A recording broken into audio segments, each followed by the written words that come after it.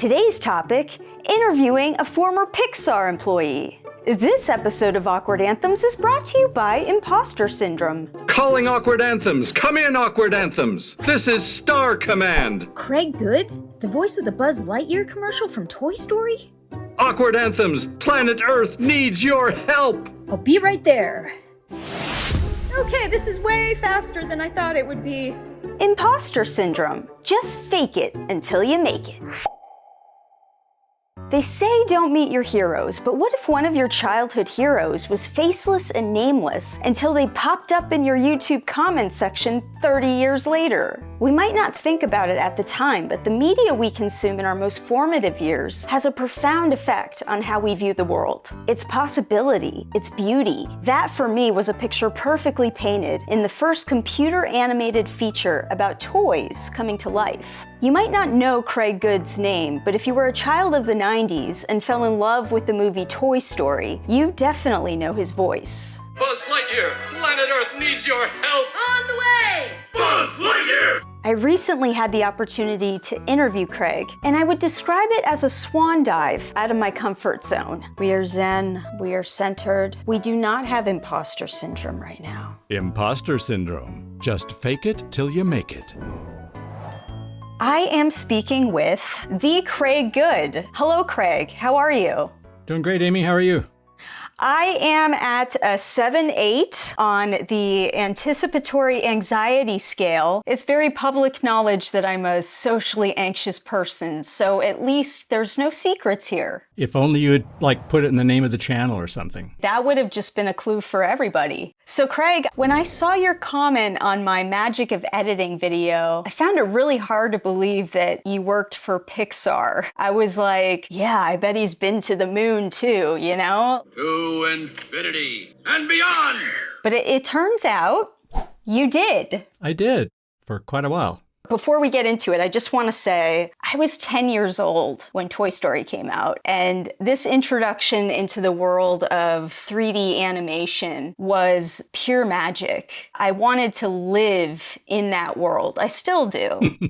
If someone had told me at 10 years old that I would be interviewing the disembodied voice of a Buzz Lightyear commercial, I never would have believed that. Calling Buzz Lightyear! Come in, Buzz Lightyear! You know, almost anything that you could have told us when we were 10, we wouldn't have believed. That's true. Well, I've got some great questions submitted by the Awkward Anthems community, and I'm just going to give you the floor. I'll pose the questions, and you just elaborate as much as you would like. From what I've studied as a 30-year employee of Pixar, you have played many roles in your career. A lot of voice acting, but in terms of production, you've also co-directed, you've written screenplays, and you've been a layout artist for a number of productions. Brave in 2012, Partly Cloudy, a short from 2010. And guys, if you haven't seen this, it is a thing of beauty. The story, the particle work, the flow of movement through perspective, which is what I assume you were responsible for. I was involved, yeah. It's a lovely short to show you what Pete Sohn's sensibility is like. He's just a doll. I love him. I also read that you did a lot of camera polish on Finding Nemo, Monsters, Inc., A Bug's Life, one of my top favorite films of all time. You, sir, have made some very solid choices in your career.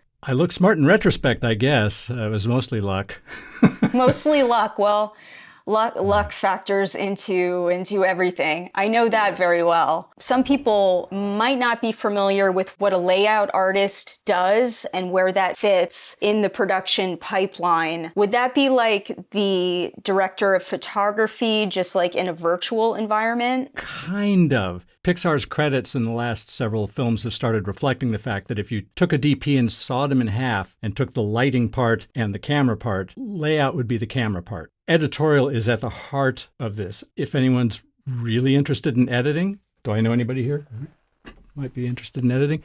Check out the book called Making the Cut at Pixar. And it explains very well how Pixar works and especially how editorial is the key to it all. As I tell my students, one thing I learned in all those years is that editing is where movies are made Everybody else's job is to provide the raw materials. As you well know, editing is where it actually happens. As a sequence gets approved in story reel form and the models, enough models are approved, those all go to layout and they do the first 3D build of the film. This is the basic filmmaking step. Taking the sets, the props, the characters, the camera, and roughing in the shots. Rough blocking, rough camera movement, but you now have a movie. I used to joke that layout made the movie and everybody else just finished it because it's really, really crude when it comes out of layout. But it's something they can cut into editorial. And here's an advantage of working in 3D CG is the editor can say, you know, it would sure be nice if we had a shot that was like this one, but with the camera over here. Just a click of a button. Well, sort of. Several buttons and a lot of mouse dragging and stuff. But, you know, you can go in and do it because all of our actors are motion control. So no matter where we are in the process, I can change the camera even after the acting's done. That's where layout fits in. Where camera polish fits in is what I started doing starting on A Bug's Life. We realized after the experience with Toy Story, and we learned so much on Toy Story because we were so stupid the way we made it, is we needed a senior person who could babysit the camera once it went into animation and from there all the way through the end of production. Because you don't know how to operate the camera till the acting's actually in. And sometimes the animators need a little support with the camera to do the acting they want to do and the blocking they want to do. So there's a lot of back and forth. Dirk, the editor, asks, what were some difficulties of making the new systems for cutting-edge tech, like the hair sims for Monsters, Inc.? I mean, I have to imagine that those engines have to be pretty powerful now to handle anything particle-driven. So hair, grass, weather, atmosphere. I mean, the render job must take literal years. Am I close? We can't quite afford to let renders take years. Yeah, okay. You just got a whole lot of machines like just cranking at it. You brought up what I call the law of constancy of pain. When we made our first little animated short at Lucasfilm, before we were even Pixar, a thing called The Adventures of Andre and Wally B, it was at 512 by 488 because that was as big as any frame buffer was. And it took anywhere from several minutes to a few hours to render a frame. Computers are now literally billions of times more powerful. The frames now, you know, if you look at Coco, that's billions of times more complex than anything in Toy Story. There were a few infamous shots in Cars that were taking 187 hours or 190 hours a frame to get through the render farm. The render farm is a stack of machines. Now, we started Toy Story. When we started the movie, there were no computers that could actually render the film. They just didn't exist. But 4 years down the road, they existed.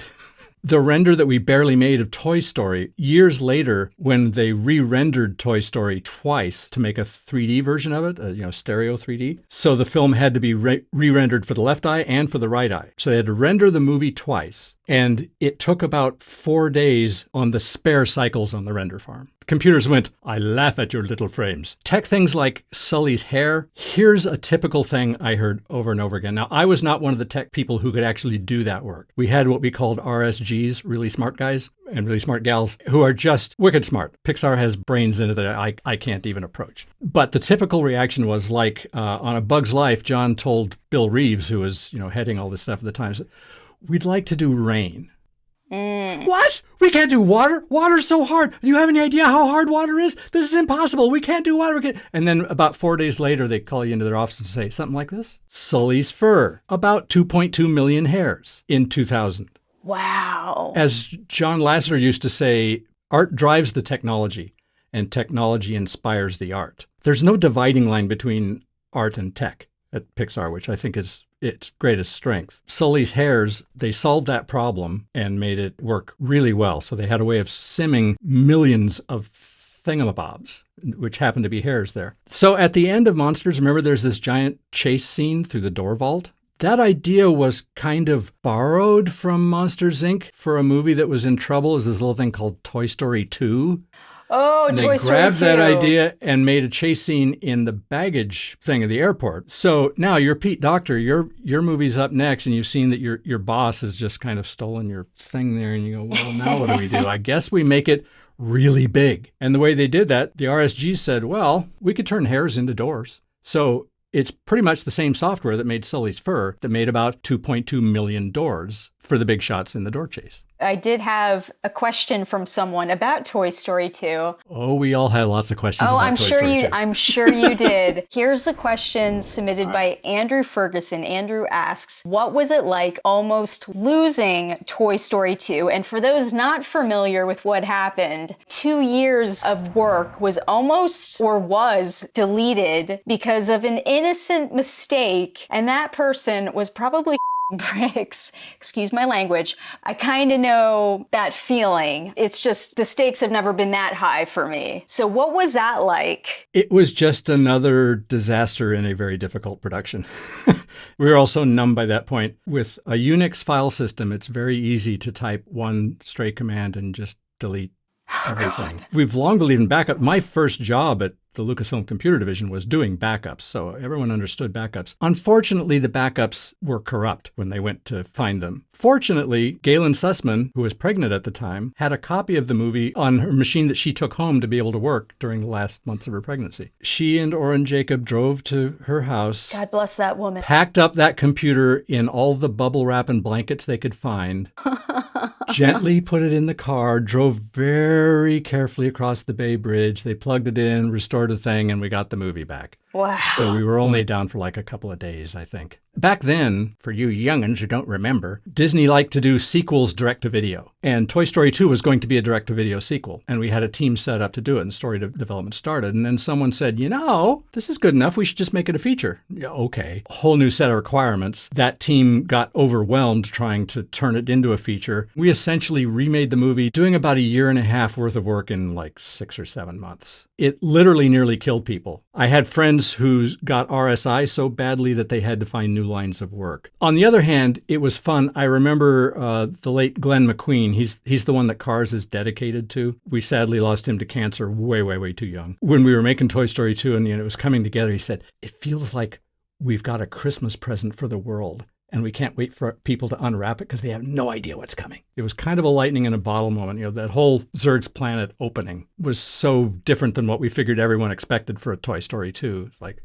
wait, suddenly we're really in space. What's going on? You knew you were onto something big, and you knew before anybody. We could kind of feel it. I remember when Toy Story came out, I remember thinking it just has to not tank. If it does a decent 65, 70 million bucks, just enough so that we don't go out of business and we get a chance to make a better movie. And we knew that the look of it would keep people interested for about 10 or 15 minutes, the newness of it. And after that, if the story wasn't engaging, it was going to die. So tons of work went into the story on that movie. Toy Story is where I said the stupidest thing I've ever said out loud where people could hear me. Can I go a little editor geek level on some stuff? Please do. So to save $10,000, we bought an Avid video composer instead of the Avid film composer. Now, pop quiz, what's the frame rate for film? 24 frames a second. 24 frames a second. What's the frame rate for video? 60. 30? 29.97. 29.97. That was going to be my third answer. There seems to be no sign of intelligent life anywhere. There's not much of a way that 29.97 is dividing evenly into 24 or vice versa. The lengths of shots would grow or shrink by a frame every time they went through some part of the system just due to rounding errors. We probably spent way more than that $10,000 we saved on human time just dealing with the frame rates changing. We didn't know what we were doing. As a consequence, we learned a lot. Yes. And so this genius at the end of Toy Story says, the next movie's going to be so easy. That would be A Bug's Life. A Bug's Life. Okay. It turns out they just stay hard. Just constant problem solving, I have to imagine. It's that law of constancy of pain again. It applies not just to rendering, right? We'll just keep doing more harder stuff. And telling a good story just takes time. I was talking to Michael Arndt one day. He's the screenwriter who wrote Toy Story 3 and who wrote Little Miss Sunshine. Super brilliant guy, smart as anything. It was after he got his Oscar for the screenplay for Toy Story 3. And he said, the only reason I got that Oscar is because Pixar is the only studio that understands that it takes 3 years to write a decent script. In addition to everything else, yes. In addition to everything else. Just getting the story right. That's 3 years of work by really smart people. The child in me appreciated every frame. I mean, just a classic for me. I love that film. Corey Lehman asks, is Pixar using AI in their pipeline? To my knowledge, because I haven't been there in 10 years, if they're saying something like the generative AIs that people have been playing with, like DALL-E 2 and Midjourney and all that, I doubt it. But there have been people who have pioneered all kinds of interesting shader things that could qualify as AI, sort of, to make things look certain ways. I wasn't on the production, but rendering some of those characters in Inside Out, an amazing technical challenge, and some of that you might be able to call narrow AI, the kind that people are playing with right now. Probably not. But things that could technically be called AI, I've been doing that for years. Well, I had a question for me. I had to sneak one in there. What other voice acting character roles have you played in Pixar films? Because I am going to obsessively watch them after this interview is over. Who else have you played? Well, prepare for disappointment. The only other voice that made it into a film, a released film, was in Cars. I was one of the reporter's voices in the montage of the McQueen's missing thing. When McQueen goes missing, there's a sentence fragment of mine. I don't even remember what it is. Messi is scheduled to race in an unprecedented... I did do voices of a bunch of other characters, but as a part of what we called the Pixar Players. To get things started, there were a bunch of us who would go in and record scratch dialogue as a reference thing. My voice has been recorded and thrown away a whole bunch of times. For some reason, Brad Bird even had me read for Frozone. Where is my super suit? I'm going to do Frozone? You can see the problem, right? Well, you will forever be the voice of a Buzz Lightyear commercial, though. Come in, Buzz Lightyear. This is Star Command. Me and my buddy Penn Jillette, on my birthday in 1995, he happened to be in San Francisco. He said, let's go see Toy Story. I want to sit on the front row and I want you to just give me a running commentary. Penn said it was the only time he was ever directed to just keep getting louder. John just kept saying, can you do it bigger? High pressure space wings. High pressure space wings! What do you think the animation world will look like in 5 to 10 years? It's impossible to say. And here's why. Another book I highly recommend for anybody who wants to get into the geeky details of how this stuff works is called The Biography of the Pixel by Alvy Ray Smith, which is a beautiful history of computer graphics and will give you all kinds of background and stuff. Alvy points out that a really good way to look at Moore's Law is that everything good about computers gets better by an order of magnitude every 5 years. And an order of magnitude is so big that we can never wrap our heads around what it's going to mean. People are treating things like DALL-E 2 and Midjourney like toys now. 5 years ago, that was complete science fiction. That's what an order of magnitude can do. So I feel fairly confident predicting that at least CG animated films will be at least 10 times more complex than they are now. Storytelling changes very slowly, if at all. Yeah. Well, done well. I mean, the formula doesn't change too much. A good story is a good story, no matter how you tell it. Animation, as we bang on our high chairs and say all the time, is not a genre. It's a medium. It's a technique.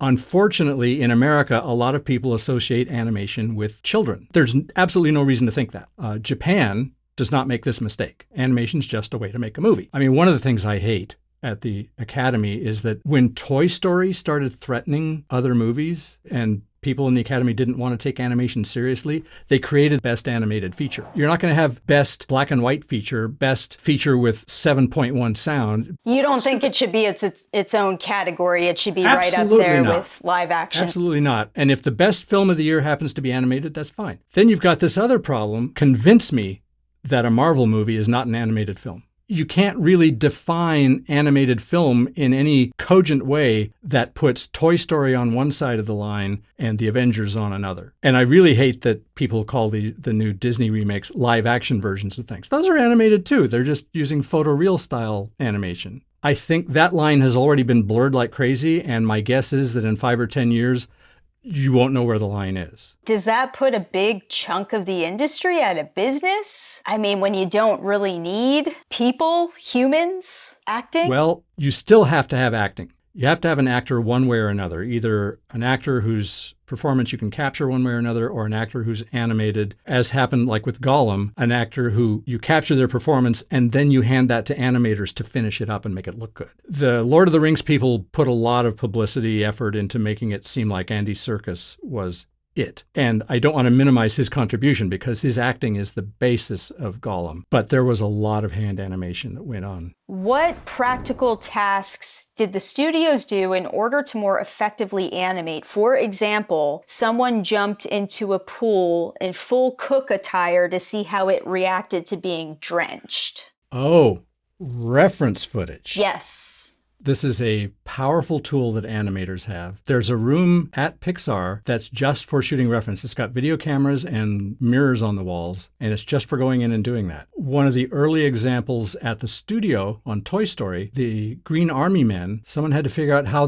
are they going to walk? How do you walk when your feet are stuck together like that? They took an old pair of sneakers and a board and nailed the shoes to the board and put them on, and then took videotape of people trying to walk in this thing. And there was a lot of falling down. Finally found they could get around doing that little hip swing thing that you see in the movie. Carlos Baena, who animated Spanish Buzz, videotaped himself doing flamenco and stuff. The video is hilarious. Shooting reference is a big part of animation. And when the voice actors record their parts, they always run video, so the animator has the option of seeing what the actor was doing with their face as they delivered the line. They tend to get very physically into what they're doing, and that can be very valuable. There's a ton of Pixar fans out there that wonder how the magic gets made, and so we all appreciate the insider scoop. So thank you very, very much. If you'd like to learn more about Craig's incredible career at Pixar, you can watch the extended cut of this interview on my Patreon. I will put the link in the description. And since we're on the topic of Patreon, shout out to my patrons. Shout out to these cool people right here. And until next time, awkward and out.